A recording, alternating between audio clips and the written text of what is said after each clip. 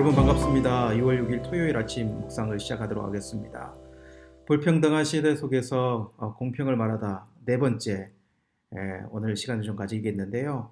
오늘 이 주제는 오늘로서 마무리를 하고 월요일부터는 주제가 있는 아침 묵상 좀 교리 부분을 여러분과 나누기를 원합니다. 기대해 주시고 그렇게 함께 말씀 만들어가는 시간 되었으면 좋겠습니다. 그럼 오늘은 시간이라고 하는 이 주제 가지고 말씀을 좀 나누기를 원합니다. 어제 중고등부 부장님 그리고 선생님 그리고 6월 10일 날 이제 고3 아이들은 거의 대부분 한국으로 들어가는데요. 교회에서 마지막으로 시간을 좀 가졌습니다. 식사도 하고 그리고 아이들 소감도 좀 들어보고 기도도 해주는 그런 시간을 가지게 되었는데요. 제가 이 오즈벡에 올 때 우리 지금 고3 아이들이 중학교 2학년이었거든요. 그때 형 언니들에 비하면 정말 작은 아이들이었는데 이제 대학을 진학할 나이가 되어서 이제는 한국으로 가야 하니까 참 저에겐 아쉬운 그런 마음도 들었습니다. 우리 교회에서 자라서 이제 대학을 진학하는 이 아이들을 위해서 성도님들 많이 기도해 주시기 바랍니다. 이렇게 우리에게 주어진 시간들을 우리는 모두 살아가고 있지 않습니까? 그죠? 그러면서 오늘 저에게 든 생각은 시간은 공평한가? 라고 하는 이 질문이었습니다. 여러분 어떻게 생각하십니까? 시간은 공평합니까? 어떤 분은 시간은 공평합니다 라고 쉽게 말할 수 있을 것입니다. 그 이유로는 시간은 모두 하루 시간이 24시간이니까 이 24시간은 누구에게나 공평하게 주어져 있기 때문에 그렇습니다. 이렇게 이야기할 수 있다는 거죠. 부자도 가난한 사람도 어린아이도 어른도 모두 하루 24시간이라고 하는 시간은 공평하게 주어져 있습니다. 이렇게 하루 시간을 따지면 이게 일리가 있는데 여러분 그러나 좀 넓혀가지고 인생 전체를 한번 따져보세요. 인생 전체의 시간은 공평한가? 어떤 사람은 60을 살고 어떤 사람은 80을 살고 어떤 사람은 100세를 살 텐데 인생 전체를 두고 보면 공평하지 않은 듯합니다. 그리고 이렇게 또 이야기하실 분도 계실 것입니다. 목사님 시간은 공평하지 않습니다. 돈이 많은 사람은 24시간을 살지만 자기 시간을 많이 가질 수 있지 않습니까? 집에서 대신 밥 해주는 사람도 있어, 빨래 해주는 사람도 있어, 청소해주는 사람들이 있는데 얼마나 자기 시간이 많습니까? 그렇기에 돈은 시간을 공평하지 못하게 만듭니다. 이렇게 이야기할 수 있다는 거죠. 물론 집에서 이런 모든 일들을 스스로 하는 사람이겠죠. 어느 정도 설득이 있는 말입니다. 그죠? 여러분 한 나라의 왕의 시간과 저기 시골에서 일하는 농사꾼의 시간이 이런 맥락에서는 다를 수 있는 것이죠. 벌써 출발부터가 불공평합니다. 그죠? 공평할 수가 없는 것이죠. 여기까지 일리가 있습니다. 그죠? 그러면 이렇게 이야기를 한번 바꾸어 보겠습니다. 60세를 살다가 돌아가신 그분은 24시간을 정말 가치 있게 살려고 노력했습니다. 그는 평생 자신의 가정뿐 아니라 사회를 위한 헌신을 위해서 자신의 몸을 아끼지 않았습니다. 그는 보이지 않지만 좋은 아버지 남편이 되려고 노력했습니다. 아이들에게 정직을 가르치고 노정의 가치를 가르치며 사회의 일원으로서 자기 희생을 가르쳤습니다. 그리고 실제 자기 자신도 그렇게 살려고 참 많은 노력을 하고 열심히 그렇게 살았습니다.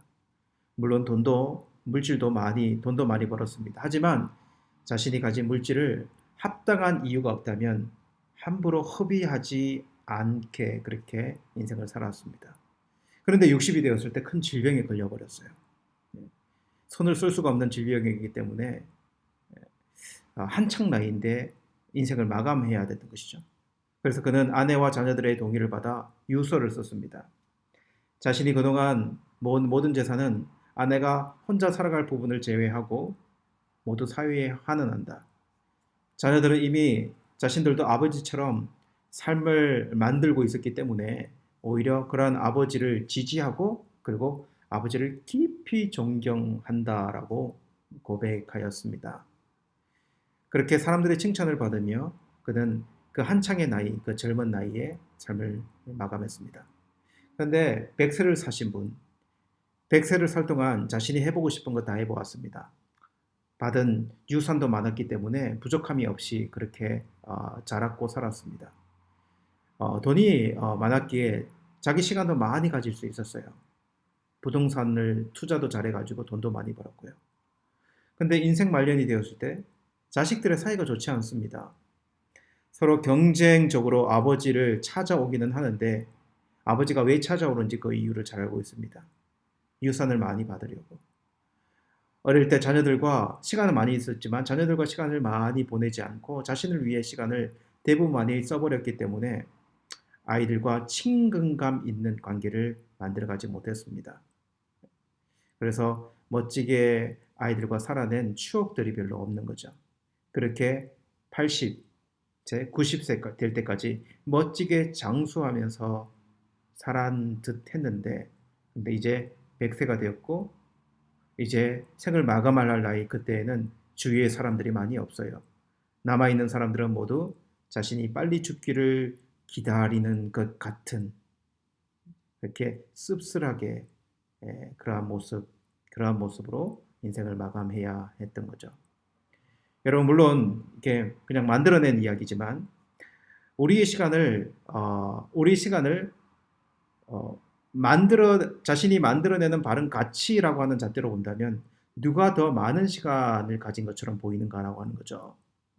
아무리 왕이어서 자신이 자유롭게 쓸 수 있는 많은 시간을 자신의 가정, 자신에게 주어져 있는 책임, 그리고 자신이 살고 있는 사회와 관련 없이 술 마시고, 그리고 여자들에게 모두 그 시간을 허비해 버렸다면 그 많은 시간이 어떻게 되는 것인가라고 하는 거죠. 그는 왕으로 죽을 것입니다. 여전히 재산은 많을 것이에요. 근데 그 가치에 있어서는요. 하지만 아무리 가난해도 시골에서 농사를 지어도 아름답고 행복한 가정을 만들고 땀을 흘려 정당한 노동을 하고 주변의 사람들에게 존경을 받고 사는 인생이었다고 한다면 저는 충분히 그 왕의 시간과 무게를 견주어 볼만 하다고 말씀드리고 싶은 것이죠. 여러분, 사람들에게 시간이 주어져 있고 그리고 그 시간을 활용할 자유가 모두에게 주어져 있습니다. 그리고 삶의 가치라는 결과물을 모든 사람들에게서 이야기할 수 있을 것입니다. 여러분, 삶의 가치는 보이는 가치가 있고 보이지 않는 가치가 있습니다. 이렇게 나눌 수 있을 것이에요. 보이는 가치는 눈에 보이는 물질 세계 안에서 이루어지는 어떤 것일 것이고요. 대부분 사람들이 여기에 자기의 많은 시간을 쏟고 투자를 하게 합니다. 그렇죠? 그러나 보이지 않는 가치는 무엇일까요? 윤리, 도덕, 미덕 같은 이런 영역을 이야기할 수 있을 것이에요. 이런 것도 보이지 않으니까요. 여러분, 보이는 가치의 세계가 큰 것 같습니까? 보이지 않는 가치의 세계가 크고 넓은 것 같습니까? 여러분, 저는 결론적으로 사실 이것을 이야기하고 싶은 것입니다. 그리스도인들의 세상은 보이지 않는 세계, 윤리, 도덕, 미덕의 가치 정도로 이야기하는 세상이 아니에요. 그리스도인은 하나님의 나라를 사는 사람들이고, 그리스도인은 하나님의 나라의 가치를 위해 이 세상에 있는 시간들을 쓰는 사람들이라는 것입니다. 우리에게 주어진 시간, 우리에게 주어진 자유를 가지고, 그리고 만들어내는 가치는 모두 그 하나님 나라와 연관되어지게 가치를 만들어낼 수 있는 자들이라는 거죠. 여러분, 그렇게 저는 하나님께서 이 세상의 모든 사람들에게 시간을 어떤 면에서는 공평하게 주었다고 생각합니다. 예수를 믿어 주님의 나라를 위해 짧은 인생을 산다 해도, 예수를 믿어 세상 사람들을 보기에 물질 세계의 성공을 이루은 것 같이 않게 여겨진다 해도, 비록 짧은 인생을 살아도 그가 자신에게 주어진 시간을 믿음 가지고 영원한 하나님의 나라를 위해 살아내었다면 하나님이 그 시간을 얼마나 귀하게 여기시겠는가라고 하는 것이에요. 여러분, 이 말씀을 저와 여러분들이 좀 생각하기를 원합니다. 에베소서 5장 15절에서 18절 말씀인데요. 그러므로 너희가 어떻게 행할지 자세히 주의하여 지혜 없는 자같이 하지 말고 오직 지혜 있는 자같이 하여 세월을 아끼라. 때가 악하니라.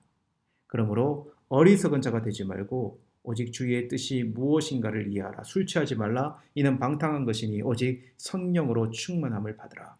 이렇게 말씀하세요. 여러분, 오늘 이 말씀에서 세월은요, 시간을 의미합니다. 그죠? 그렇게 볼 수 있어요.